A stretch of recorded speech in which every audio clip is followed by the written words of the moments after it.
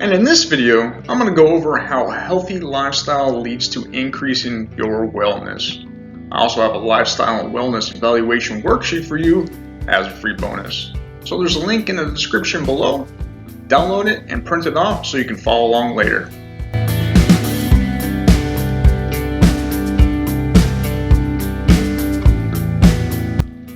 If you find a path with no obstacles, it probably doesn't lead anywhere. Everything in life takes work. There are no sustainable fast fixes on the route to success. Acknowledging the obstacles is your first step in increasing your wellness to benefit your life. Time, effort, and consistency is the key. The road to wellness should be worked on daily, and its success depends on you. So where's a good place to start in determining your wellness? You may want to review your current lifestyle and determine what path is right for you. Ask yourself the hard questions. Be honest with yourself. If you're not honest and open with yourself, then how can you be honest with somebody else and have a meaningful and engaging relationship? Assess your life and your health. Take a step back and look at these two things. Are you where you want to be? What obstacles are blocking your path to happiness? Can you get around without becoming fatigued, or you must rest a little more often? If you determine there is something in your way from increasing your quality of life, then you should do something about it, right? Look at your habits and evaluate if they are helping or hurting you. We all have habits, whether or not they're good or bad. We all have some. Some of these habits can be harmful, where others can be beneficial. If you have a habit that, going home after work and pouring yourself an alcoholic drink, it's probably a bad one, and it's probably in your best interest to find a better outlet to relieve your stress. A better plan would be to work out or take your fitness class to work off some of that pent-up aggression or energy. Take a lifestyle evaluation. You know that worksheet I asked you to download and print off at the beginning? Well, that's your ticket to begin the new you. Alright, let's get out that sheet. Time to be open and honest with yourself. Take a few minutes and read and mark off your answers. Every question you answered yes to is 1 point. Pause the video and tally up your score. I'll be right here when you get back. Alright, so how was it? How many points did you get? Let's go over the point value results. If you got between 17 and 20, you're doing a great job. Keep up the good work. If you got between 14 and 16, you're doing pretty good. But there should be some tweaking. Get yourself a couple more points, a little bit higher on your life scale. So if you got between 12 or 13, you should probably do some steps to keep up that work and put yourself back on track. There's no real cause for concern yet, but if you continue your current path, you're likely to develop a disease, illness, or injure yourself in the near future. If you got 12 points or less, you should probably send up a red flag for yourself. Need some serious changes in your life and should seek out a professional for help. Your local EP, health promotion specialist, or wellness counselor will help you get back on the track to success. Identify your no questions, and that'll let you know what you need to do to start moving forward. For example, let's say you answered no to question 1. Is physical activity part of your daily routine?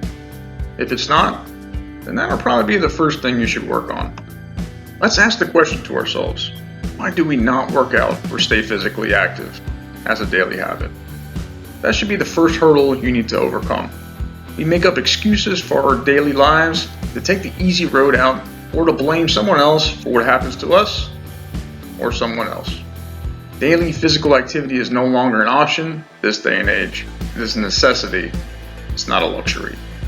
With disease and illness becoming easier to acquire, it is necessary that we do everything we can to combat these potential negative risk factors. Healthcare spending is becoming one of the most expensive things in our lives. Insurance is extremely costly. The older you are, the likelihood you'll need a higher premium, it'll happen. With retirement and living on a fixed income, your fund money will diminish very rapidly with the more disease or metabolic issues that you have. Your cost of living goes up and your quality of life goes down. So do yourself a favor and look for ways to be active. It'll help you in more ways than you know, not only for the short term, but for the long term as well. Take responsibilities for your actions as well as taking the hard road to get help. There are a lot of programs and resources out there to help not only military and veterans, but the general population. If you don't know where to start, and you want to find a path to aid in your change, own up to your mistakes and take control of your life. When you let your life slide away from you for too long, it's harder to get back on track. Believe me, we all have been there. A healthier lifestyle improves our quality of life for several reasons. Increased activity makes your body more resilient to physical stress placed on it. Our body is adaptable to almost any situation. Raising your body's physical resilience will make normal activities easier that were once difficult or challenging and will give you more of a sense of accomplishment.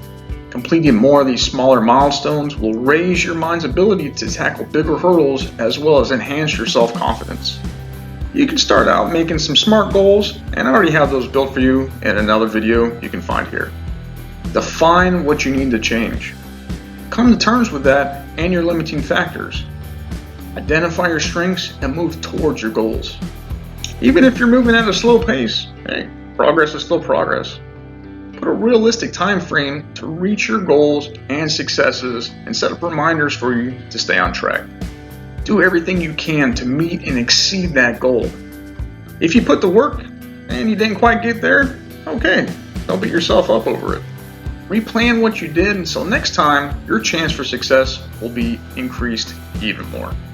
If we don't reflect on what we did, then we'll just keep repeating the same mistakes over and over and never improve the process.